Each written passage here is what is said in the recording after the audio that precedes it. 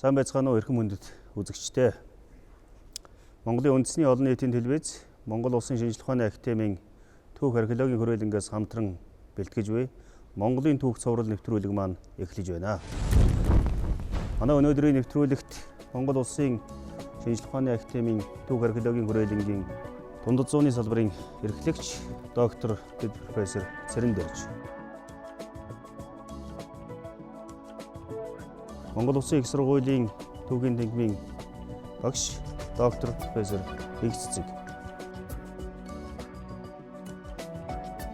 Монгол Улсын шинжлэх ухааны академийн түүх археологийн хүрээлэнгийн үнэн ба эртний түүхийн салбарын эрдэм шилгээний тэргүүлэх ажилтан доктор Өлзий Баяр нар хүрэлцэж ирсэн байна. Тэгэхээр өнөөдрийн бидний ярилцах асуудал маань бол Монголын одоо хүчирхэг эдэрхэг явсан түүхэн цаг үеийн дараа буюу Монголын их Иван улсын дараах үеийн одоо бид нар бол Багаадын үеиш гэж ярьдаг, улс төрийн Батрлын үеиш гэж ярьдаг, 44-2-ын Монголын үеиш гэж ярьдаг энэ Монголын их эзэн улсын дараа үеийн түүхийн асуудлыг ярилцах юм аа.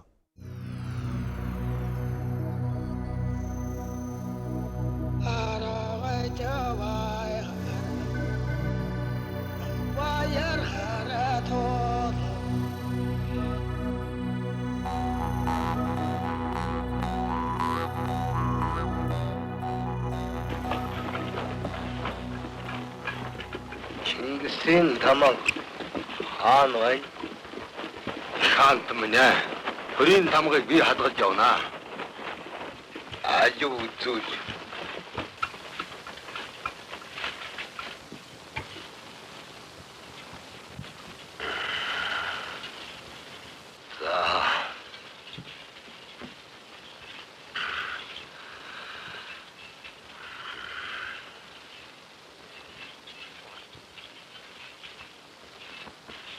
이 тамгыг үзлээ. Миний дээдсийн эрдний тамгыг амьд тааллаа. Тэгэхээр юуны дөрөнд Игцэцэг багшаас асууж байна. Ер нь энэ Иван улсын дараах үеийн Монголын түүхийн судалгаа Монголд ер нь ямар байдалтай явагдаж ирсэн? Өнөөдөр ямар шуухан байдалтай байгаа тухай та бас үзэгчдэд маань танилцуулж өгнө. За баярлалаа. Та бүхний өнөөдрийн амар амгаланг айлтгая. За монголчууд бид олон зуун жилийн туршид хүн төрөлхтний түүхэнд өөрийн түүхийг бүтээж хүчирхэгжин мандаж дэлхийн түүхийг бүтээлсэн цаг үеч байдаг. Бас буурч доройтож өөр хоорондоо тэмцэлдэж бусдын хараандаа орж исэн ийм эмгэнэл түүхийн үеч байдаг. Тэгэхээр хүчирхэгжиж мандсан үеинч бидний түүх, буурч доройтсон үеинч бол бас бидний түүх юм аа.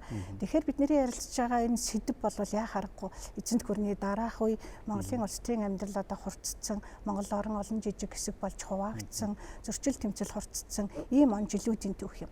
Тэгээ монголчууд бидний аман одоо ярианд байдаг л да. Сайн ч миний хүү, сааран ч миний хүү гэж.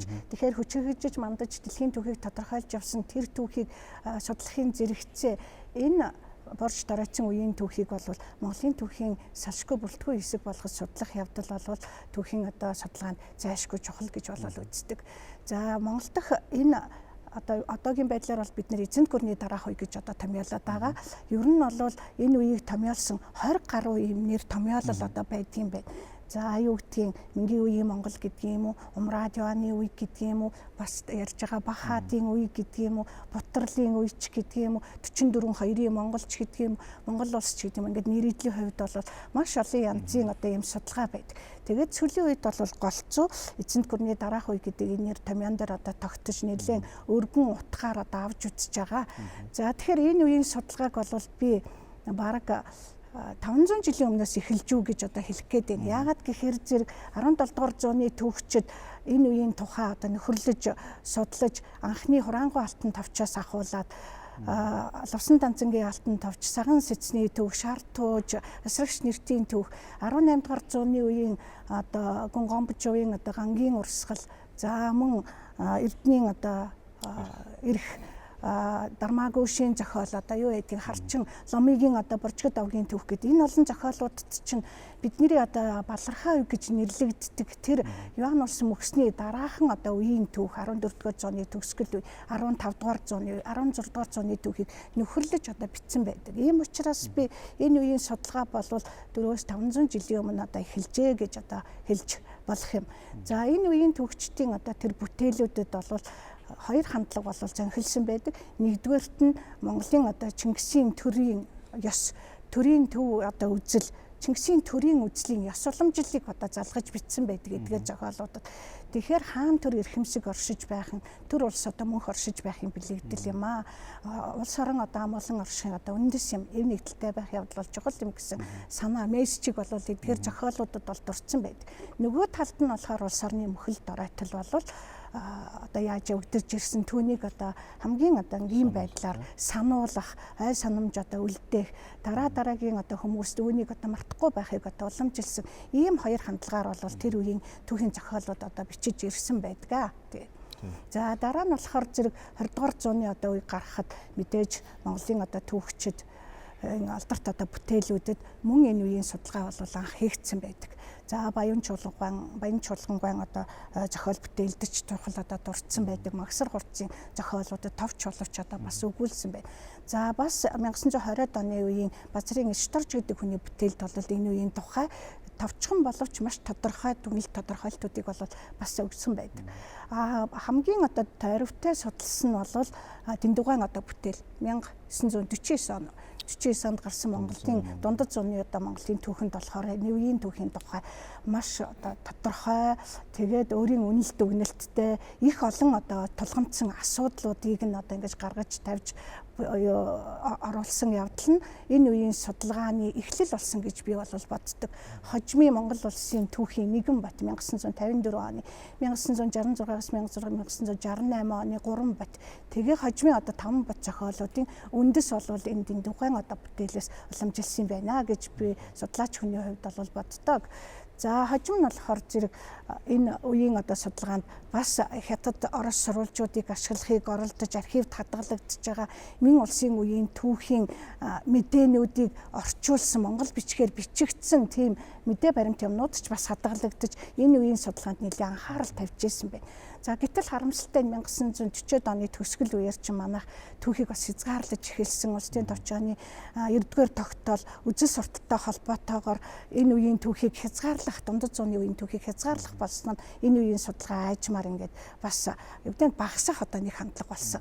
Хожим нь 1980-90-ад оны үед өнөө түүхчдийн хэлмэгдүүлэлт сурах бичиг гэдэг чинь хятад сурвалжуудыг олноор ашиглаж ийн гэдэгтэй холбогдвол тэднийг бас хэлмэгдүүлсэн тул Монгол, Хятад, Орос олон хэлний сурвалжуудыг ингэж харьцуулж ин судлах судалгааг бол үндсэнд нь хязгаарлахад одоо хүргэсэн. За гэхдээ хэдийгээр ингээ хязгаарламжтай байдал бий болсон ч гэсэн Монголын одоо түүхчид өнгөрсөн зуунд бол Монголын түүхийн бүхий л үеэр олон тооны одоо сурвалж судалгааны зохиолууд одоо гаргасан. За түүний одоо үр дүнгийн 20-р зууны төгсгөл үед Монголын түүх бичлэг, дэлхийн түүх бичлэгт нэгэнт ойрцсон гэж одоо дүгнсэн байдаг юм байна. За тэгэхээр дэлхийн Монголын түүхийн тэр том судалгааны дотор эзэнт гүрний дараа үе бидний одоо феодлын батрал, улс төрийн батрал гэдээ ярьдаг энэ үеийн судалгаа бол бас чухал байр эзэлж байсан. Ялангуяа 20-р зууны төгсөх хүртэл 1950-ад оноос 2000 он хүртэл судалгаанд гарсан том олд амжилт нь бол юуны дөрөв Монгол хэлний сурвалж хэрэглэх түүнийг ингэж олон түмэнд дэвшүүлж гаргах Насан Балжиргай, Бирагай, Перлэгай гэмдэ Монголын түүхийн зохиолууд Насан Балжиргай зохиол юмнууд энэ үед гарсан нь ямар нэгэн үзэл сурталт баригдахгүйгээр тэр үеийн түүхийг одоо дэвшүүлж гаргах ийм сурвалжийн судалгаа одоо болсон байдаг. За хоёрдугаарт нь бол дундад зууны үе гэдэг ерөнхий нэрийн дор энэ батралын үеийн судалгааг одоо нацаг доржгоо бол эхлүүлсэн. Өнөөдөр бол нацаг доржгоо судалгаа гүйцэх тийм томоохон суурь судалгаа бол би гараагүй байна гэж одоо боддог. Нацаг доржгоо бол ялангуяа энийгээ бол феодализмын үндсэн замнал гол суурин дээр тийм ээ тухайн үеийн нийгмийн асуудал талаас нь бол судалсан. Тэгэхээр ямар ч байсан 14-өөс 17 дугаар зууны энэ үеийн 300 жилийн түүхийн судалгаа бол уг суур бол Монгол улсад одоо бүрэн 20 дугаар зуунд тавигджээ гэдэг эндээс харагдаж байна. За тэгвэл одоо бидэнд бас нэг сүүлийн үед Монголын түүхийн судалгаанд эртний судалгаанд бол нэгийг нь том түлхэж болж байгаа юм бол археологийн дурсгал. Ялангуяа Монгол нутагтайгаа бичиг үсгийн дурсгалаас гадна бас булш оршуулга, олон зүйлийн археологийн олон төрлийн археологийн дурсгалууд байгаа. Энэ тухай бас ямар мэдээ занг байна? Үлзэвэр доктор ярих уу? За тэгэхээр ер нь их гүрэн Монгол эзэнд гүрэн задарсны дараах үеийн түүх соёлын дурсгал бол өмнөх үетэйгээ харьцуулахад бол харьцангуй бас ховор байдаг л да. За тэгэхээр яг энэ үед холбогдож болох бас хэд хэдэн төрлийн дурсгалуудыг бид нэрлэж болно. Жишээ хэлэх юм бол энэ говийн ялангуяа энэ говийн бүс нутгаар өргөргийн дагуу ингэж байрлсан тэр бэхлэл шивэнүүд үнэхээр анхаарал татдаг бас харьцангуй бага судлагдсан. За мөн тэндээс илэрдэг төвөр олдвруудын ялангуяа тэр Юаны үед, Мингийн үед холбогдох шаазан, ваарны илэрхий янз бүрийн зүйлүүдээр бид нар үндсэн тэр 17 дугаар зууны үеийн тэр хотуудаас өмнөх үеийн тэр бэхлэл тэрмүүдийн байна гэсэн үндсэндээ нэг хэд хэдэн тийм шивэнүүдийг тогтоогоод байгаа.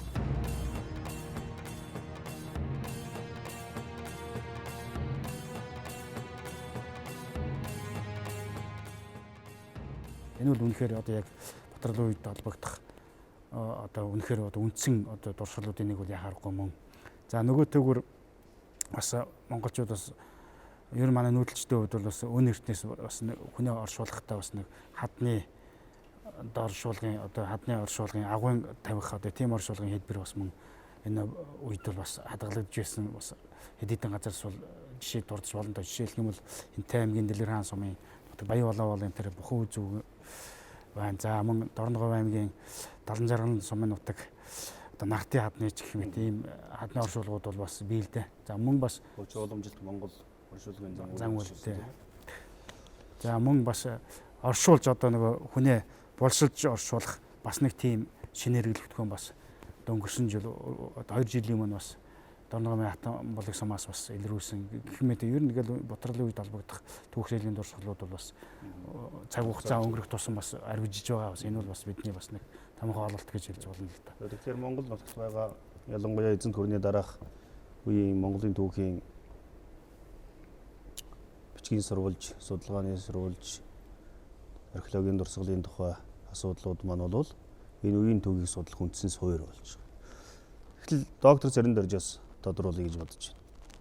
Ер нь Юан улс дайдугаас гарлаа. 1368 онд тийм ээ. Хаан төрийн хасбуу тамгаа ханцуулж гарваа гэж сурвалжд байгаа. Энийний дараах Монголын ертөнц. За монголчууд Монголын төр юу болов гэдэг тухай бас үзэгчд маань сонирхож байгаа. За би арай өмнөх үеэс нь эхлээд бас жоохон ярив. За энэ Юан улс зарим яг мөксөн ч гэж ярьдаг, мөхөөгүй л дээ. Тэр энэ ямар учиртай вэ гэдэг шалтгааны тухай товчхон дурдъя гэж бодож байна. Юан бол үндсэндээ шилжсэн тийм ээ. Умард нутагт хуучин уугуул Монгол нутагтаа шилжиж ирсэн гэж ингэж л үзэх зүйтэй л дээ. Тэгээ 1340-од оны их үеэс эхлээд энэ одоогийн Хятадын нутагт бол маш олон тийм байгалийн гамшиг аюул тохиолдсон. За үер усны аюул гарч болж энэ хатан гол буюу шар мөрний далан сэтэрснээс маш олон тооны хүн өргөдсөн.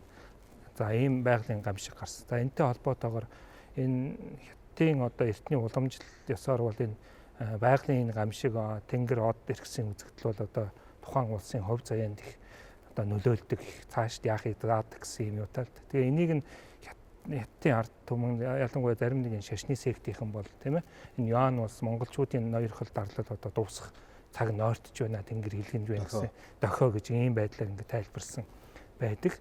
За тэгээд энэ үеэс эхлээд бослог гаргаж ирсэн. За тэрийг бол бид нар улаан алч орны бослог гэж ингэж түүхэнд нэрлэдэг.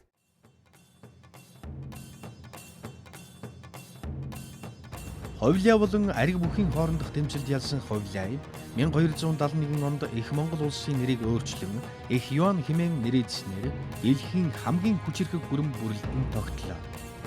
Их Юан хэмээх нэрийг өдгөө хөх улс Даян их Монгол улс хэмээн орчуулж байгаа билээ. Ховлиа хаанаас Тогоон Төмөр хааны хүртэл нийтдээ 1271-ээс 1368 оны хооронд оршин тогтносон тус гүрний хаанаар нийтдээ 13 хаан өргөмжлөгдөжээ. Түүнийг дурдвал Ховлиа сэцэн төмөр, хайсан, аюур барбада, шадвал, ёсон төмөр, ашид хэв, хүслэн, төв төмөр, эренчин бал, тогоон төмөр болно. Нийт 33 сая квадрат километр газар нутагт 100 сая хүнийг захиран байсан Юан улсын газар нутаг нь өдгөөгийн Монгол улс, бүгд найрамдах Хятад улс, бүгд найрамдах Солонгос улс, Оросын холбооны улсын дорнод хэсэг, Тайван улс тус багтж байлаа. Юан улсын төрөөс бол энэ бослогыг дарах гэж оролдсон. За ихэнх тохиолдолд амжилттай дарж байсан байгаа. Гэтэл энэ дарахтай зэрэгцээд Хятадын өмнөд хэсэгт бол бас дахин өөр олон бослогууд гарч ирсэн, олон бүлэгүүд гарч ирсэн. За ингээд Хятад даяар ийм бослог хөдөлгөөн гарч эхлэх үед Монголын их баригчид юу хийсэн бэ гэхээр за үүнийг даруулахаар цэрэг хөдөлгсөн байдаг. Харамсалтай нь энэ цэрэг нь өөр хоорондоо байлдаад эрх мэдэлд булаацалтаж ингэж үндсэн ажиллаа хийхгүй юм байдалд хүрсэн. За тэгээд түүнээс гадна одоо Тогоон Төмөр хаан болон Тогоон Төмөр хааны оронд одоо эцгийн оронд хаан Бушуухан хаан болох гэсэн үсэлтэй аюу ширээдаар тийм ээ. За түүний их Солонгос гаралтай Ки овогт хатан гэдэг энэ хоёр бүлэг болж одоо засгийн эрхийн төлөө тэмцэлж байсан ордонд.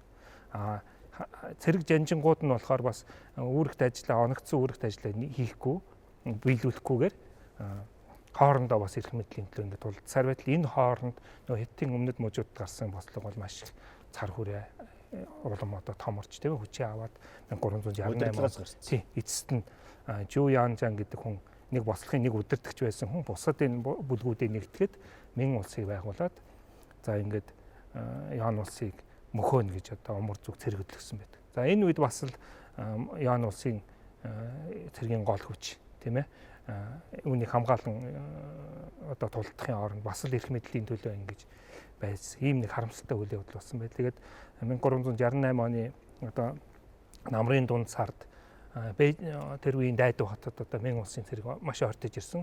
Одоогоор 20 км үрж ирсэн.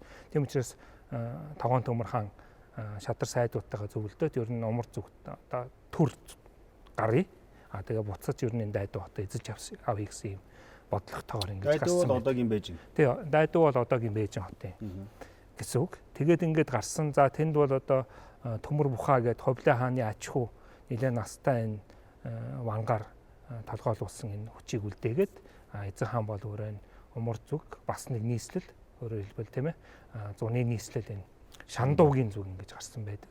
За тэнд гарсан хойноо бол гол бодлого нь юу байсан бэ гэхээр буцаж одоо Дайду хотоо эргүүлж авна гэж ингэж бодож исэн. За энэ үед бол тэгэх бас болцооч байсан гэж ингэж хэлж болно. Өөрөөр хэлбэл Юан улсын их цэрэг бол бас ихэнх хүчирхэг за тэр тусмаад одоо хөх төмөр жанжин тэргүүтээ алдарч жанжин бол одоо бас хүчин тэр хിവэрэ байсан. Тэгэхээр Тогоон Төмөр хаан Шандууд гарсны дараа бол Дайду хот эзлэгдсэн.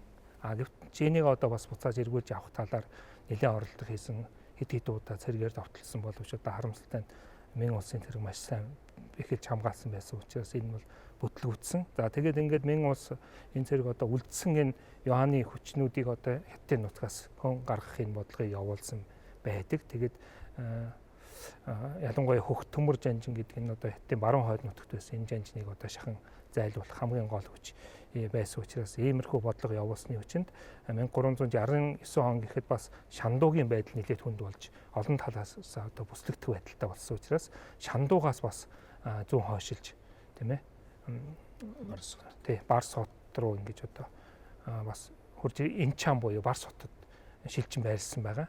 За тэгээд 1370 он болоход ер нь Мин улсын эрх баригчид энэ ерөөсөө Юан улсын хаан энд байгаа учраас энэ эсэргүүцэл хүч ингээ бууж өгөхгүй их удаан тисэж байна. Хамгийн түрүүнд Юан улсын хааныг цохих ёстой байна гэдэг энэ бодлогыг гаргаад Инчаны зүгт авчирсан л да. Тэгээд ойртож очиход бол Тогоон Төмөр хаан хэдийн нас барчихсан байсан. Тэгээ Мин улсын цэрэгт одоо бас Монголын цэрэг зохиогдоод аюу ширээдээр тэргүүтэй улсууд умар зүг хар хорны зүг цугтаасан байдаг.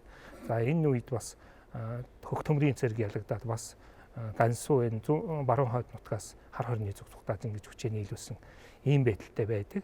Тэгэхээр энд бол 1368 оноос хойш нэг 20 жилийн үеийг бол манай түүх бичлэгт бол Умар Жуаны үе гэж ингэж үзэж байгаа юм л да. Мэдээж энэ Умар Жуаны үе гэдэг нь янз бүр зарим ялангуяа Хятадын түүхчид, өвөр Монголын түүхчид бол энийг бүр хойшин сунгаад манжид эзлэгдэх үе хүртэлхийг бол Умард Ар Ар юан гэдэг энэ мэт Умард өн гэх мэтэр ингэж нэрлэдэг л дээ. Тэгээд бидний хувьд бол энэ бол ерөөсөө энэ хятад нутагдах хуучин энэ оёрхлоо сэргийхийг оролцсон энэ 20 жил буюу 1388 он хүртэлх энэ үеийг л энэ болцсон бол нэр томьёо шүү дээ. Тэр үед одоо монголчууд өөрсдийгөө Да юан гэдэг, их юан гэдгээр нэрлэж байсан ойлгомжтой.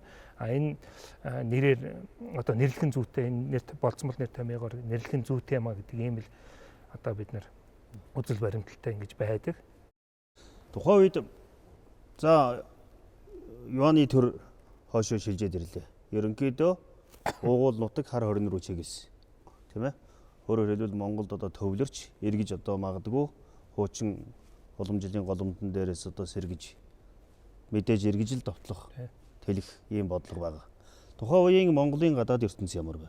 Ялангуяа Дундад Аз, Монголын орчин гэдгээд хэцүү багш. За 14-р зууны сүүлийн үе гэдэг бол эзэнт гүрний сүүлийн үе. За тийм учраас Монголын эзэнт гүрний бүрэлдэхүүн Алтай ордны улс, Цагаатаа улс, Илхаатын улс ч энэ үед бол оршил байсан.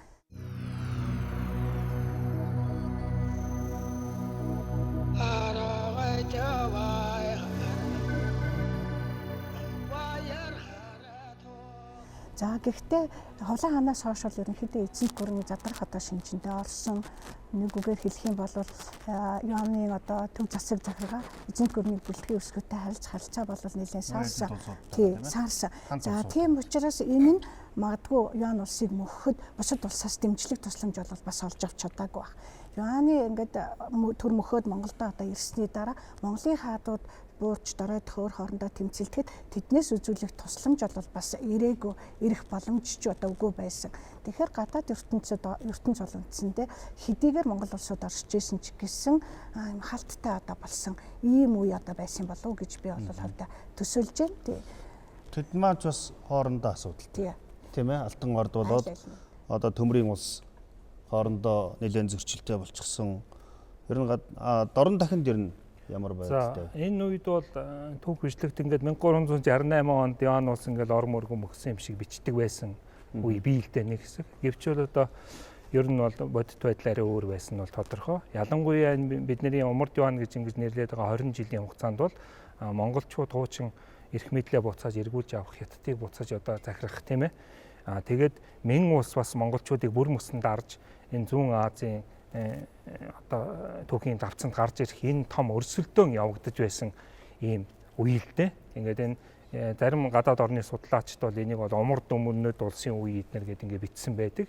Тэгэхээр энэ бол 20 жилийн хугацаанд хэн хэнийгээ вэ гэдэг энэ том энэ хоёрын талбар хувь заяа шийдэх байсан. Тэгэхээр энд бол гадаад байдлын хувьд бол баруун талд бол Цагаатаа хаант улс байгаа. За Цагаатаа хаант улстай бол монголчууд зохих хэмжээд харилцаж байсан. Дараа нь түүнийг залгамжсан тийм ээ. Төмрийн эзэнт гүрэнтэй бол бүр илүү ойр дотн харилцаж байсан байдаг. Зүүн хэсэгт бол Солонгосын Корея улс гэж байсан. Тэгэхээр Тогоон Төмөр хаан бол их эзэнт гүрний үед бол Корея улсын вантай одоо худ ургийн холбоотой байсан. За тэгээ хамгийн сүүлчийн өөрөө нэг хэсэг тий бас Солонгост цөлөгдөж Солонгос нутагт байсан. Тэгээд тэр их хатнаа Солонгос хүн.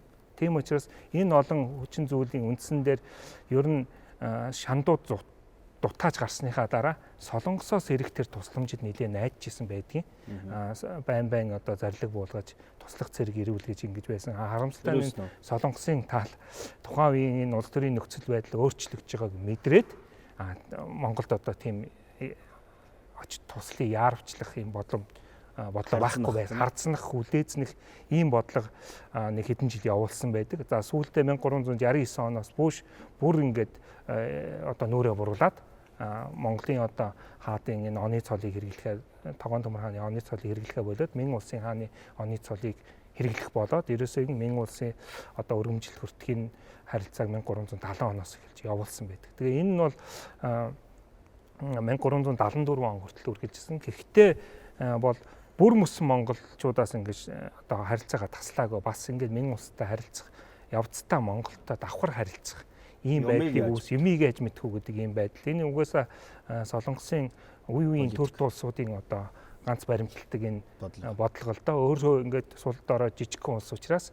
хамаагүй одоо янз бүрийн тийм огцсон эрсдэлтэй үйлдэл хийдэггүй тухайн үеийн нөхцөл байдлыг ажиглах юм байдалтай 1374 он хүртэл байсан байдаг. За тэр ч байтугай Юан улсын нутаг дэвсгэр буюу тухайн үеийн Ляодонгийн нутаг руу бас 3 удаа цэрэг хөдөлгөж бас энэ Мин Юаны энэ самун үеийг тохиолдуулна тийм ээ. Солонгос улсад ашигтай одоо ашиг олж авах энэ бодлогыг бас явуулж исэн ийм онцлогтой л доо. Эндээс Монголын түүхэнд бол нэг том юм. Шууд ингээд жаахан цаг давчлаад явхад бол за ингээд Умард Юаны үе буюу 1388 одоо 90-ад оны үе болоод ирэхэд Монголын улс төрийн байдал бол өөрөө маш хүнд байдалд орсон. Нэгдүгээрт. Хоёрдугаарт монголчууд дотооддоо асуудалтай болоод ирсэн. Эргээд. Тийм ээ? Баруун зүүн монголчууд, зүүн монгол нь бас хэсэгчлэн хуваагдаад за тэгээд дээрэс нь эрх мэдлийн хуваарлтын асуудал үүсч гэлсэн. Энэ тухай бас энэ асуудал нь эргээд яг нөгөө улс төрийн зөрчилдөөн, хаад язгууртнуудын одоо хоорондын хагаралдаан энэ асуудал руу бүр маш их түлхэж оруулсан. Яг энэ түүхэн цаг үеийг бас монголчууд ялангуяа өнөөгийн нийгэм шиг нийгэмд бол мэдчих явах ёстой гэж үүднээс бол би бас жаахан тодруулахыг хүсэж байгаа. Энд одоо болсон үйл явцын тухай нэг цэцэг багш байсан. Ер нь энэ 1368 оноос хойш Монголын түүхийг аваад үзэхэд дотор нь бол бас хэд хэдэн үе одоо шат болгож аваад авах нь зүйтэй юм уу гэж боддог. 1368-аас 1388 он хүртэл энэ 20 жил бол Цэрэн Дорж докторийн ярьснаар яа харахгүй Бээжинд бүх тийм үү хятад дахь ноёрхлоо одоо тогтоох ирмэлзэл бүхий нэлээд нэгдсэн цэрэг улс төрийн нэгдсэн ийм одоо бодлого явуулж исэн ийм үе байдаг. За харин 1388 оноос хойш болвол жинхэнэ утгаараа Монголын дотоодод энэ одоо улс төрийн зөрчил гэдэг юм уу тэмцэл одоо эхэлсэн бид нар улс төрийн бутрал гэд ярьдаг.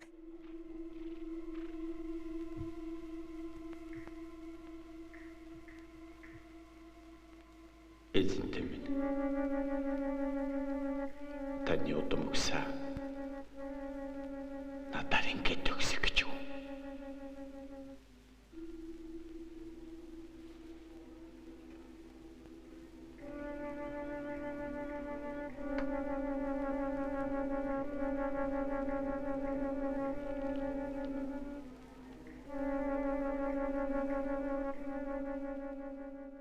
Тэгэхээр энэ улс төрийн ботрол гэдэг чинь юунаас үүдөө гэхээр ерөнхийдөө засаглалын хямрал гэдэг ойлголттой одоо холбоотой юм байна. Засаг төрийг барьж исэн ноёдын одоо ингээд үйл ажиллагаа юу гэдэг алдаа ташуу болж түнд захирагдах олон нь болохоор зэрэг түнд захирагдах одоо хүсэл эрмэлзэлгүй болж олон тооны зөрчил тэмцлүүд одоо үүссэнтэй холбоотой. Тийм учраас энэ үеийн түүхийг ингээд авч үзэхдээ бид нар зөвхөн ботрол задрал гэдэг утгаар авч явах юм бол арга зүйн хувьд энэ бол бүрэн гүйцэд одоо тайлбарлах аргагүй. Тэгэхээр дэлхийн түүх, аливаа түүх гэдэг бол хоёр талтай одоо ойлголт байдаг. Тийм учраас нэг талаар задрах, бутрах, тэмцэлдэх үйл явц байгаад үүний нөгөө талд болохоор нэгтгэх, хүчрхэгжих энэ хоёр үйл явц бол бие биенийгээ нөхөрлөж явсан ийм түүх юм байна.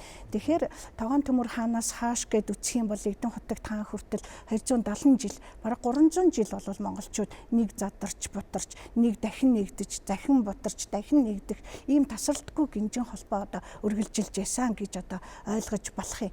За тэгэхээр монголчуудын хувьд энэ засаглалын хямрал юунаас эхэлвэ гэхээр хамгийн гол хоёр зүйл нь болохоор зэрэг нэгдүгээрт нь Монголын одоо ингээд их Монгол улс байгуулагдсанаас хойш өнөө Монгол ноёдын юу гэдэг газар эзэмшил, улс төрийн эрх мэдэл, нутаг орноо захирах эрх мэдэл, цэргийн эрх мэдэл нэг талд бол байнга ингэж нэмэгдэж байсан.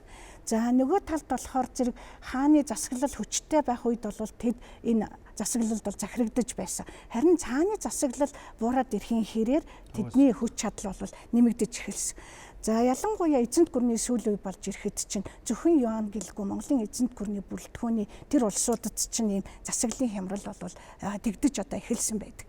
За тэгээд засаглалын хямрал дэгдэх одоо шалтгаан нэгдэх шалтгаан нь болохоор хаан өөрөө нэр хүндээ одоо алдаж эхэлсэн ийм явдал одоо байдгийм байна. Тэгээд Юан улсын хаадууд чинь түргэн солигддог болсон, жижиг хүүхэд хаан одоо болдог болсон. Өнөө хаадын уламжилт бодлого ингээд орхигдож эхэлсэн. Ялангуяа монголчуудын одоо төрийн түүхийн нэг онцлог зүйл бол хаан хүнийг бэлтгэдэг, хаан хүн гэдэг бол улс төрч одоо байдаг. Ялангуяа цагаан түүхэнд зааснаар хаан хүн 35 эрдэм мэдлэгийг одоо ингээд эзэмшсэн цагт түүнийг одоо шалгаж хаан суурьнд одоо суулгадаг. Тэгэхээр хаан эцэг нь ноёдуудтайгаа зөвлөлдөж алтан ургийнхан тэр хунтайжийг томилж гэн гэдэг чинь тэр хунтайж хүнийг хаан болгож бэлтгэдэг энэ ёс уламжил бол ажимд алдагдсан. Хаадууд түргэн солигдох болсон. Хааны ордонд Юан улсын одоо хааны ордонд Хятад, Солонгос, мөн Монгол ийм тайган түшимдүүдийн эрх мэдэл, төрийн эрх мэдэл одоо нэмэгдэж одоо эхэлсэн. Түүнийг дагалдаа тэр бусад одоо харь хүмүүсийн явуулга, Монголын төрийг бууруулах явуулгач байсан байж бол нөгөө талд болохоор хаан хүчирхэг нэгдмэл байдлаа хадгалж чадахгүй байх нь хаан хүний 35 эрдмийг төгс эзэмшээгүй хаад сууж хааны төр засаг доройтхын бас нэг үндэс болсон. Канадын нэг эрдэмтэн хүн бас бичсэн байна шүү дээ.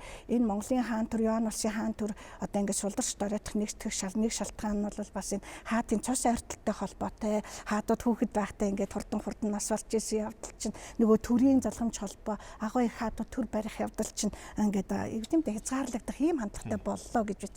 Тэгэхээр энэ бүхэн чинь явсаар агаад Монгол газар эрх мэдлийн хязгаарлагдсан хаадууд ирэхэд түүнийг эсэргүүцэж гэдэг юм уу да. Ноёдын одоо тэмцэл өрнөж ингээд улс төрийн зөрчил батралтай хэлжээ. Яг энэ үед бол Монголын төрийг байлгах уу, байлгахгүй юу гэдэг асуудал бол мингийн хамгийн том асуудал. Тийм ээ, монголчууд бол саяын эцэг хэлсэн үнэхээр дараагийн хаанаа яаж тавих вэ гэдэг бол баг хамгийн том асуудал болж байна. Тэрийг одоо баг хүмүүжүүлэх, нэр заах тийм ирэхгүй болтлоо одоо байдалд орж ирсэн. Тийм ээ, зарим үед бүр Тамирлангийн дэргэд хүртэл очиж хүнээ бэлдэж буян ширийг баха тийм ээ, аваач суулгаж явах жишээтэй ч юм уу зүхтаалгаж эргэж ирж ингэж харилцаа тогтоохсон орлого шүүж магадгүй. Хоёрдугаарт яг энэ монголчууд мингийн нөлөө ороод ирэх үед урдлаас дотроо хагараад эхэлсэн. Өөрөөр хэлбэл нөгөө дээр хаан жонон 2 наран саран 2 хөрсtöд хаан жонон 2 гэдэг шиг ноёдын үхэл чуулганд нохоо үхэл ганд гэдэг одоо энэ үгнүүд бол жинхэнэ сонгодог утгаараа одоо бий болж эхэлсэн. 17 зууны үеийн төвчд энэ үеийг дүгнсэн одоо шууд дүгнэлт байна шүү дээ. Тэгэхээр одоо яг орчин үетэй холбох хэрэгтэй. Үнэхээр дотооддоо хагарс эхлүүл. Гадны нөлөө яаж тусдаг вэ? Гадны нөлөө орж ирэхэд дотооддоо байр суурь алдвал ямар үр дүнд хүрдэггүй гэдгийг эндээс одоо харж болохоор харагдаж байгаа. Арга газрын байдал ямар вэ? Мандуул хаан болсноос хойш дотроо эвдрэлцэх нарийн намжсан шиг хаан жонон 2 эвтэл байж байна. Ойрдууд ямар байдалтай байна? Хаантайгаан хаяа хагаралцсан адил байж байна. Ингээд баруун зүүн Монголын зөрчил эхэлж За байгаа. түрүүн бас манайхан хэллээ л дээ. Энэ үе бол бас дандаа бутраад юм уу дандаа одоо ягаад байсан үе биш л дээ. Бас энэ бутрах, задрах тийм ээ. За эргүүлээд нэгтгэх энэ үйл явц ингэж нэг талд хүчрэгч энэ бол ингэж автомтчтайгаар ингэж явагдчихсан үе л дээ. Тэгэхээр хуучны нэр томьёогоор бутрлын үе гэдээ би энэ урт хугацаа баг 300 жилийн хугацааг ингэж нэрлсэн нь бол бас оновчгүй юм. Энэ бол дотроо бас их олон тийм үеүүдэд гэх юм уу хуваагдах бас боломжтой. Гэхдээ энд бас нэг онцлог нь юу гэхээр үнэхээр бас ингэж хятадын нутгаас хөөгдөд ирсэн энэ их хаантай зөрчилдөх энэ хүчнүүд Монгол нутагтээ тэр үед хэдийн бий болоод байсантай л энэ холбоотой л доо. Тэгэхээр олон жил гадаадд суусан тийм ээ харь улсад сууж байгаа дэрсэн энэ улсууд эдийн засаг цэрэг бүх талаар бол одоо энэ орон нутагтаа сууж ирсэн хүмүүсээс бас нэг илүү давамгай болж гарч чадахгүй байсантай л холбоотой. Тэгээ энэ үеэс эхлэн одоо нөгөө талаар Монголын хаадын угсаа гэдэг бол Батмөх Даян хааныг өнгөртөл үндсэндээ дээсэн дөрөөн дээр явж ирсэн. Энэ угсаа залгамжлах нь яг ховлын удмын энэ хүн бол үндсэндээ маш цөөхөн тийм ээ ганц нэг хүүхэдтэй заримдаа одоо бүр ингэж тасрах хэмжээнд хүртэл одоо хүрч ирсэн юм түүхтэй байдаг шүү. Нуудагч байсан. Тийм нуудагч байсан үе байна. Тэгээ тийм болохоор энэ одоо ноёд одоо Монгол нутагт ингээд эсрэг хоорондоо ингээд зөрчилдөх үед мэн улс улс эднэрийг одоо ашиглах хооронд нь хагаралдуулах мөргөлдүүлэх, тэндээс ашиг хонжоо олох энэ бодлогыг явуулж ирсэн л хооронд нь. За нэгийн хэд хүчирхэг болохоос эмээгээд нөгөөдөгт нь тусалдаг ч юм уу энэ бодлого явуулж ирсэн. Тэгэхээр энэ үеэс эхлээд үндсэндээ Монголын хаад бол одоо сурвалжийн мэдээ хэдийгээр өөр боловч яг ховлын угсааныхнаас бас заримдаа ингээ өөр угсааных нь шилжиж исэн баг.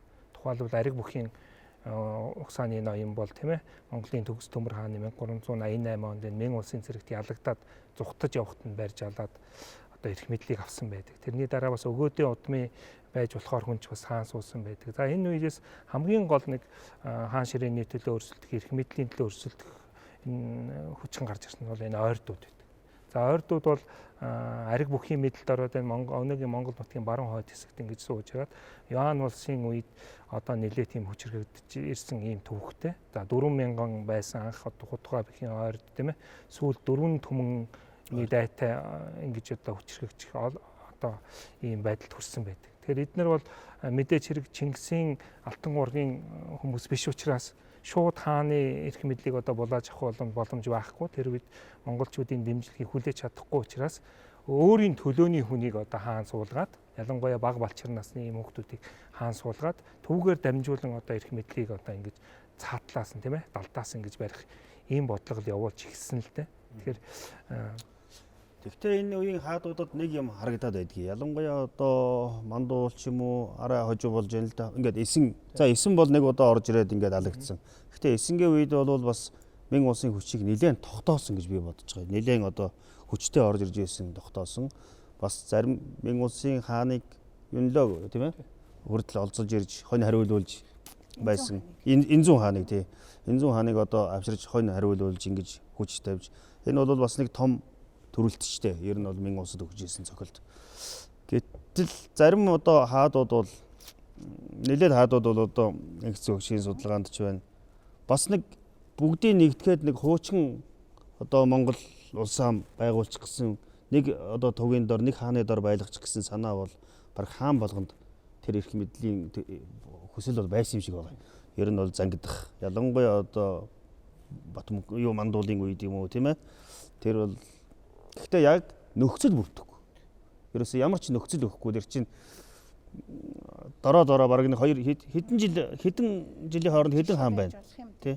Яг түрүүний ярьсан дээр ингээд нэмээд хэлэхэд ер нь ингээд улс төрийн ботрол гэдэг юм уу энэ төр улсын задрал гэдэг чинь дэлхийн түүхийн шинж хандлага нэгддэг задардаг энэ одоо шинж хандлага. Тэгэхээр монголчууд ер нь яагаад ингээд задар яг энэ 14-р зууны 2-р үеийн бэ гэхээр өөрөө цаана бас дээр дурдсан үндсэн шалтгаанаас гадна бас шалтгаанууд байдаг. Тухайлах юм бол одоо юу гэдгийг энэ хааны эрх мэдэл одоо сулрах үнийг далимдуулаад майдар бололцлогдсон нөгөө хунтайж хаан суух хүн. За түүний оронд хэн суух уу гэхээр тэр усгалыг хаан суулсан. Тэр хунтайж биш байсан учраас магадгүй төр барих тэр эрдэм ухаанд боловсраагүй юм ба. А нөгөө хэсэг нь уламжлалыг зөрчлөө хэмээгээ төгс төмөр хааныг хүлээн зөвшөөрөхгүй байсан ийм тал одоо бас байж болох юм. За нөгөө талд болохоор зэрэг эн чинь маш их олон хүний ийм одоо бөө хэд төвлөрөл одоо болсон байх гэж одоо болох юм. Тухайлх юм бол хятадын нэг түүхэн сурвалжууд байна л да. Тогоон төмөр ингээд хоошоо гарсны дараа тогоон төмөр хаанд чинь баг сая гинүү хүм ном одоо татаж чадах хүн сая орчим байна гэж одоо бичсэн байг. Тэгэхээр чин тэр одоогийн өвөр Монголын нутагт байсан тэр олон хүмүүс чин цаанаасаа төрөгцөөд Монголын нутагт ирнэ хэд төвлөрөл яг энэ асуудалтай холбоотой болох тийм үү? Ийм тал бий болж тэгээд хоорондоо зөрчилдөх, тэмцэлдэх, нутаг бэлчээр булаацалдах, эрх мэдэл булаацалдах үйл явц. Дээрээс нь Мэн улсын төрөмгийг л ороод маш олон шалтгааны үндсэндээ өнөөдрийг бол яг ангиц хөгжин хэлдэг энэ шиг хэлж байгаа. Мэн улс орж ирсэн. Монголчууд задарсан гэх зөвхөн энэ хоёрын харилцаагаар 14-д 15 дугаар зууныг бол 15-16 дугаар зууныг тайлбарлах гэдэг. Гэтэл тухайн үеийн дэлхийн ертөнц ямар байсан? Технологийн хувьд, ертөнцийн сэтгэлгээний хувьд тийм ээ? Дэлхийн ертөнц бас нэг өөр сэтгэхүйтэй болсон шүү дээ. Ялангуяа монголчуудын хуучин харилцаж ирсэн Алтан ордны ойлголт ямар байна?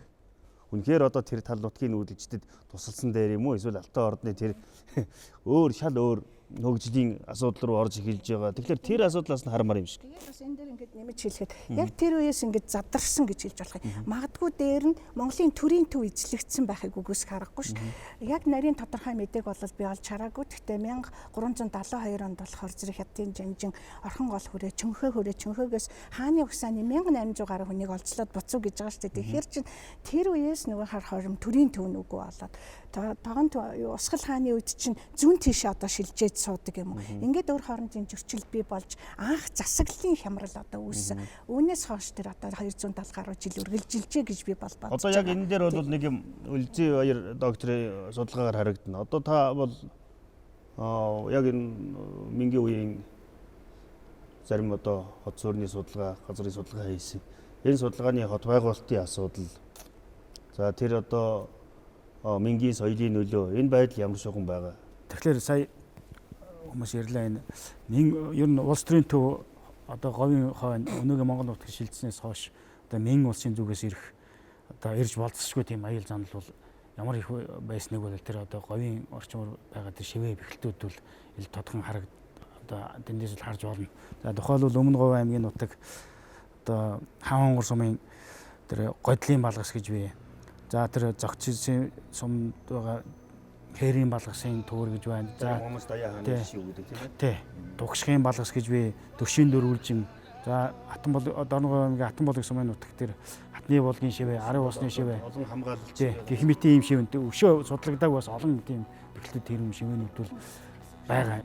17 дугаар зууны хотуудтай бас нэг архитектурын хувьд бас холбогдох бас боломж байгаа байхгүй. Тийм үү. Тий. Жишээлх юм бол тэр Перлугаан судалснаар тэр өмнө бид орсон тэр Годлын балгасын одоо хэрэм байгаа. Тэр Годлын балгасын хэрэм бол өөрөө яг хэрэмдээ тулгаад ингээд олон ийм тасалгаанууд хийцэн тийм сонирхолтой хэрэглэгдэх байгаа байхгүй. Энэ маань одоо таны малтдаг одоо тэр сардгийн эдийн тэр гол бэхэлтийн яг хандаа тулгасан арын тэр тасалгаанууд яг адилхан байгаа. Тэгэхээр одоо бид нар бол үзэж байгаа шүү дээ. Сардгийн эд бол ер нь үндсэндээ төвд хийцэн, төвд архитектураар хийгдсэн гэж үзэж ирсэн бол ер нь угаасаа тэр өмнөх бодлогын үеийн тий одоо бэхэлтийн эрмүүдээс бас уламжлалтай болох нь бол эндээс бас харагдаж байна гэж бас хэлж болох юм. Хойно байгаа монголчууд чинь гинт асар хөгжилтэй шүү дээ яван ус. Тэндээс ирчээд үйлдвэрлэлийн хувьд хямралд орчиж байгаа. Тийм ээ? Худалдаа хэрэглээний хувьд хямралд орчиж байгаа. Тэгэхээр энд бас нэг том асуудал байсан байж магадгүй гэж. Тэгээд энэ бол маш олон юмны одоо нийлбэрлэлтэй маш олон шалтгаан байна. Улс төр эрх мэдлийн хуваарлтын асуудал байна. Одоо энийг одоохон бэ. Ягаад би энийг асуух гэж байгаа юм гэхээр зарим дэржээс тодруулж.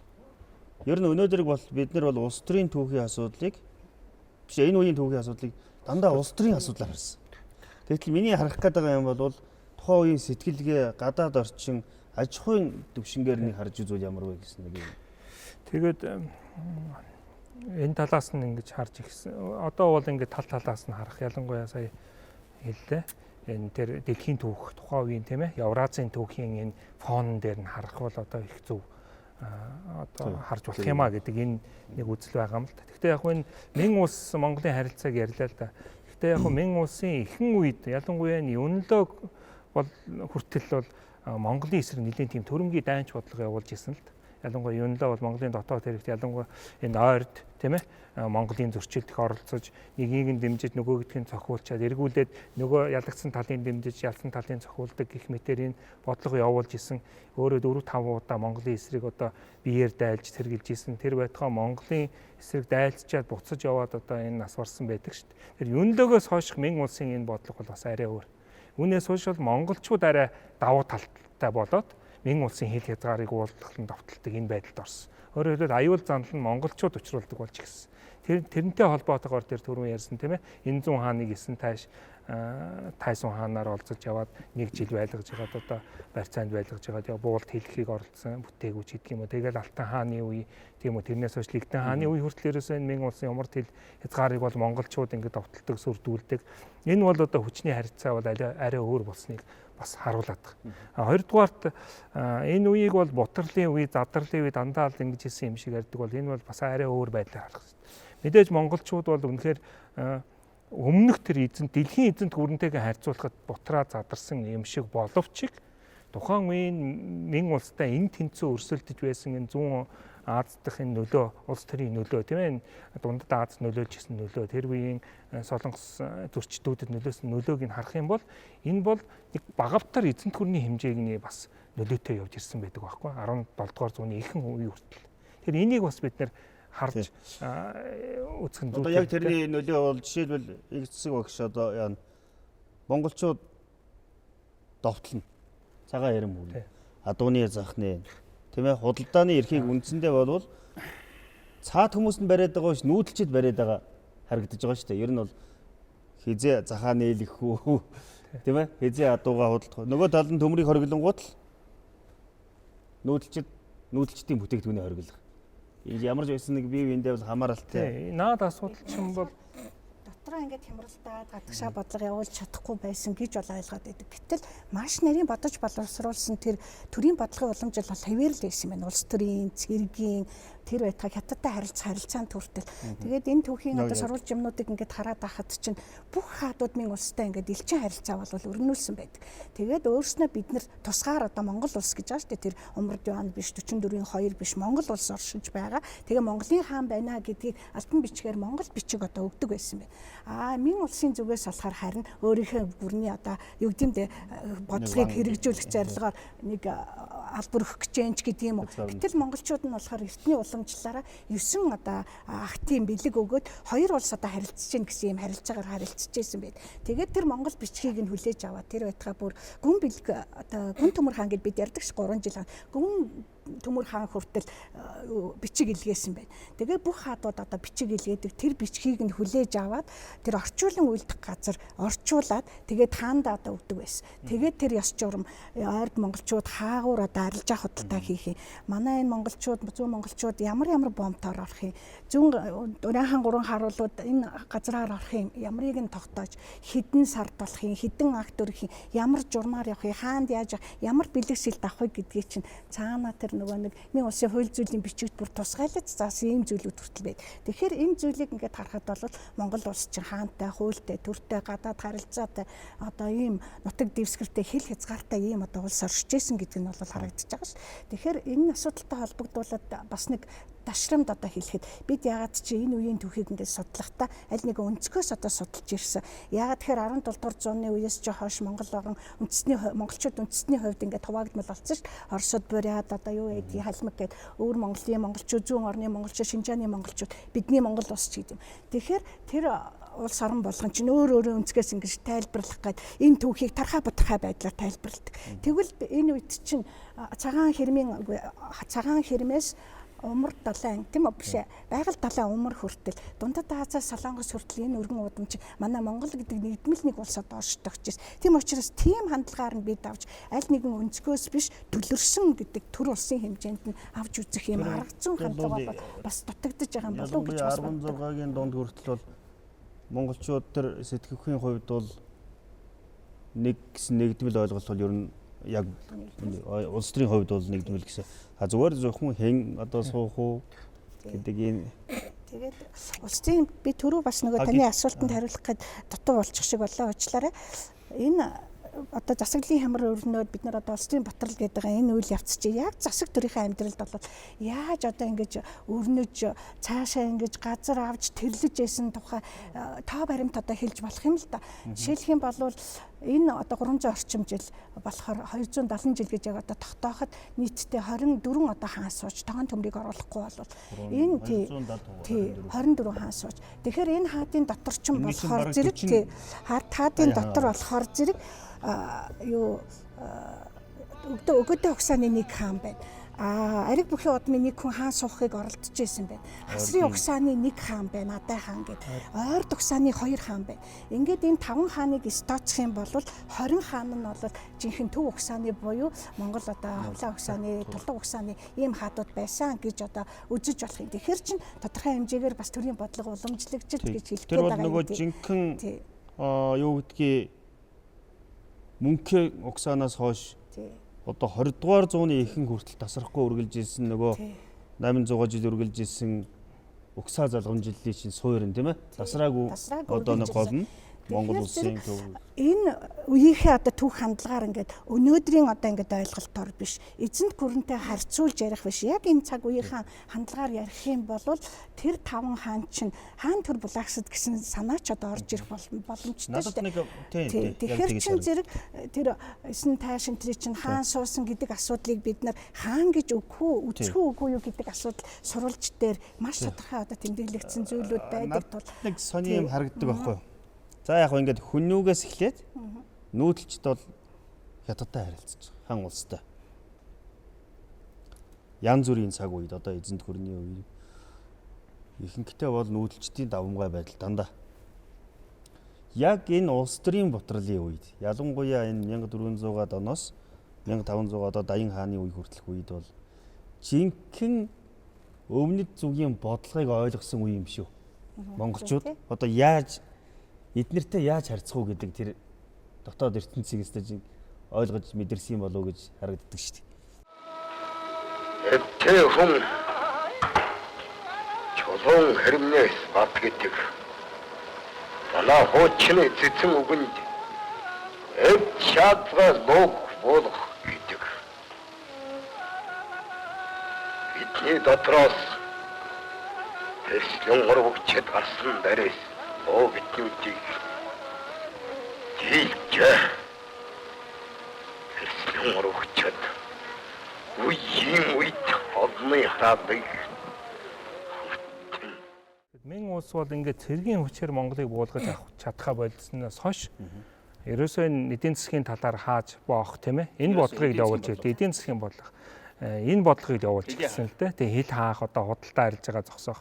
Үүнийх нь эсрэг л одоо Монголын эрх баригчид нэгдсэн хүчээр нэгдсэн бодлоготойгоор цэргийн дарамт шахалт үзүүлж энэ хил хаахыг хоргийн эсрэг одоо арга хэмжээ авч эхэлж байна. Гэтэл одоо үед ингээд ярихад одоо манайхан чинь ингээд заримдаа хятадтай хилээ хаах маягийн юм яриад байгаа шүү дээ. Гэтэл дундад зууны үед бол бид нар харин хилээ нээ арилжаа худалдаа эхэлтий гэж ингэж явж исэн үе шүү дээ. Тэгэхээр энийг бас нэг манайхан бодууштай юм шиг байгаа.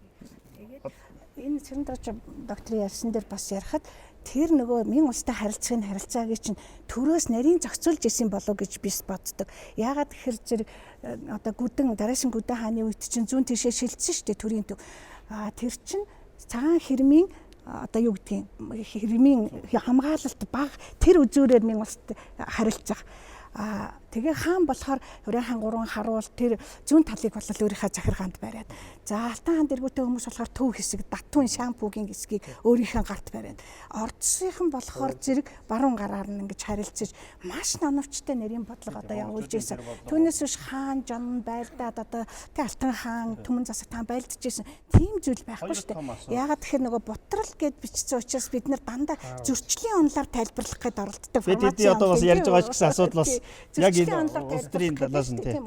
Тэгвэл нэгдийн тал онол гэдгээр тайлбарлаж харж бас болох юм тийм ээ. Одоо манай Өлзөөр докторийн бас сүүлийн үед малтсан хатны болог байна.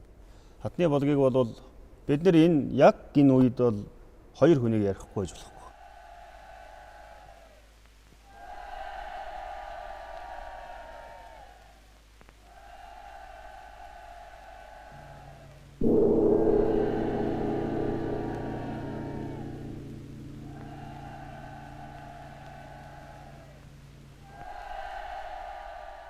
Нэг нь бол Даян хаан, нэг нь бол монголчуудын зүрх сэтгэлд байдаг Мандухай Сэлсэн хатан гэж. За энэ бол сурвалжид байгаа. Энэ бол киногоор хэдийгээр Монгол хүн болгонд хүрсэн ч сурвалжчигт бол нэгэнтээ байгаа хатан. Одоо түүхэнд гарсан тийм ээ. Зөөн хатангийн нэг. Тэгээд энэ хатны болгын малтлах судалгааны тухай бас сонирхъя гэж бодож байна. Энэ ямар үр дүн гарав сүүлийн үеийн судалгаа. За тэгэхээр 2016-аас 18 онуудад тэгээ шинжилгээ ухааны академи манай түүхэн уриалан соёл урлагийн их сургууль хамтарсан хатны болгын нууц гэсэн юм төслийг 3 жил амжилттай хэрэгжүүлж дууссан юм аа. Тэгэхээр энэ судалгааны үр дүнд юу гэж харж болох вэ гэхээр ер нь одоо бидний дурдж байгаа энэ үеийн бэхлэлтийн одоо хэрмийн одоо бэхлэлтийн бүтцийг маш тодорхой харж болохоор тийм нэг төр зураг харагдаж байгаа. Тэгэхээр энэ дээр загвар болгож одоо. За энэ дээр жоохон дэлгэрүүлж хэлэхэд бол тэр хатны болог орчмын тэр хоёр баруун зүүн шивээ гэж байгаа. Тэдний дунд 5 ингээ нийлээд ингээ 7 ийм хэрмийг үлдчихэж байгаа байхгүй. Тэгэхээр энэ хамгийн гол онцлог юм гэхээр эдгээр хэрэм болгон яг үүдэнд яг өөдөөс харсан тийм тал ном хэлбэрийн тийм бэлтгэлийн байгууламжуудтай байгаа. Тэгээ энэ бол их одоо ер нь урд өмнө манай бусад үеийн одоо бэлтгэлийн сургуулиуд харьцуулахад бол бараг байхгүй тийм сонин хэлбэр байгаа байхгүй.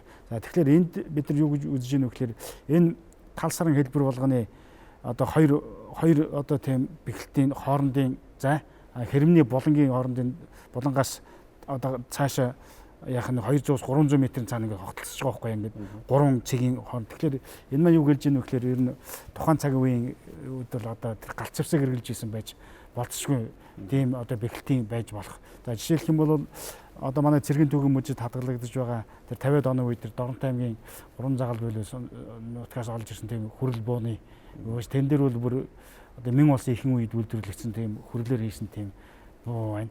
За мөн Говьалтай аймгийн орон нутгийн судлах мужид одоо манайхан бол тэр Галдангийн цэргийн одоо юутай холбож тайлбарладаг бас. Тэр бол яг харахгүй тэр Мэн улсын үед хийгдсэн одоо буутал маш адилхан байна. Тэгэхээр ийм тухайн цагт бол ийм галцвсаг хэрглэж ирснийг байж болох юм бол энэ хатан болгын юун дээрээс харагдж байна гэж нэгдүгürt. За хоёрдугаарт хатан болог орчмоос одоо бид нар одоо Мэн улсын дунд үед одоо ойролцоогоор 1500-аад оны үед хийгдэж исэн тэр хөх цагаан шаазан гэж одоо Цэндажин хотод хийгдсэн тийм шаазан бүхий одоо булш бид нар тэндээс малтаж илрүүлсэн л дээ. Тэгэхээр энэ булшны зохион байгуулалт нь өөрөө одоо монголчуудын уламжлалт одоо ил тавихад одоо эрэгтэй хүнийг одоо баруун хавгаргаар нь хэвтүүлж одоо арслангийн хэвтүүлдэг тийм хэвтшээр хэвтүүлсэн тийм сонирхолтой хэрэглэлтийг илрүүлсэн байна. За тэгэхээр энэ шаазангийн хагахаа хэрмийн одоо бусад газруудаас маш ихээр илэрж байгаа явдал бол энийг бол ерөнхийдөө 1500-аад оны орчинд тодорхойлох юм бол энэ Даян хааны үед хийгдсэн байж болох юм гэдгийг бол өөрсдөө байдлаар тогтоож байгаа. За хоёрдугаарт энэ хатны болго өөрийнх нь аман домог бас сонир л доо. Өөрөөр хэлбэл 1990-ад оноос өмнө бол нутгийнхан бол энийг бол хатны дом одоо хатны болог хатан хүн сууж ирсэн гэж нэрлж ирсэн. За 90-ад оноос хойш бол ер нь Чингис хааны хатантай холбож ингээд тайлбарлаж ирсэн тийм нэг онцлог харагддгийг. Тэгэхээр эндээс үзэхэд бас ер нь ямар нэгэн тийм сууц одоо хотын туурийг бол бас түүхэн үнэтэй холбох тийм домог манай одоо олон байд. Ер нь энэ их үнэлттэй. Жишээлх юм бол одоо олон байшин хэсэг байшингийн домог байна тийм ээ.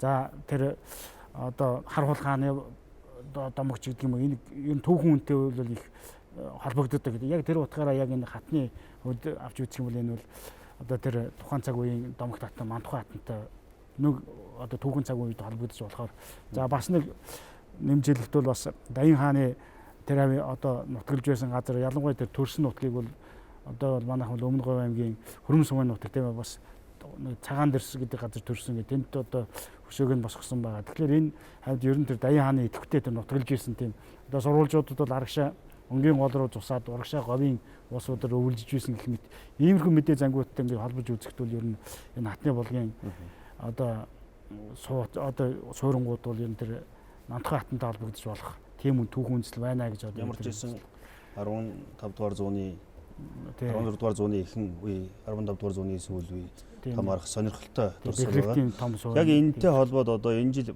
манай шинжлэх ухааны академийн түүх археологийн хүрээлэнгээс явуулсан 17 дугаар зууны хот суурин төслийн хүрээнд Дорн Говийн их хэд сумын хэсэг байшин болцсон.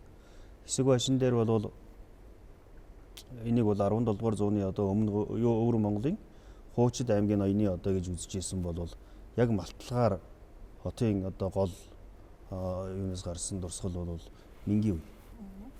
Яг Мингийн үеийн материал гарч байгаа. Мингийн үеийн шаазан гарч байгаа. Гэхдээ тэр шаазан нь бол бүр 1430-40 оны үеийн хааны. Энэ шаазан 30 иврээс ойлгомжтой. Тэгтэл тэр Монгол одоо гарсан шүншигний аяг нь бол яг одоо юаны үе. Тэгээд ингээд үзэхлээр бол одоо нөгөө орж ирсэн юан улсаас одоо наашаа нүүсэн олон монголчууд энэгээр шивээ гацаа одоо олон зүйлүүдийг байгуулж явсан байж магадгүй гэдэг. Ер нь энэ 15 6 дугаар зууны үеийн археологийн дурсгалыг нэг нарийн асуудлууд зохистой гэж бодож байгаа. Тэгэхээр бидний өнөөдрийн яриа маань бол өвөр өндөрлөж байна. Маш одоо сонирхолтой 14-өөс 16 дугаар зууны үеийн Монголын түүхийг одоо яаж эргэж харах вэ? Яаж одоо өнөөдрийн энэ үеийн түүхийг өмнөх үеийн судлаачдаас өөрөөр одоо авч үзэх вэ? Шин судалгааны материал юу болж байгаа вэ? Тухайн үеийн Монголын түүхийг зөвхөн улс төрийн бутралаар нь биш. Тухайн үеийн Евразийн бүс нутгийн түүхэнд нь яаж суурилж үзэх вэ гэдэг талаар манай эрдэмтэн судлаачид маань маш сонирхолтой яриаг өрнүүллээ. Уг нь бол би 17 дугаар зуун хүргэе гэж бодсон. Гэвч ахаад одоо бас нэг үзэгчд маань нэг 100-ны түүх бол үлдэж ярилцах үе үлдэж байна. Ингээд та бүхэндээ маш их баярлалаа. Эрхэм хүндэт үзэгчдээ Монголын үндэсний олон нийтийн телевиз Монгол Улсын шинжлэх ухааны академийн түүх археологийн хүрээлэнгээс эрхлэн явуулж буй Монголын түүх сурал нэвтрүүлгийн энэ удаагийн дугаар өндөрлөж байна.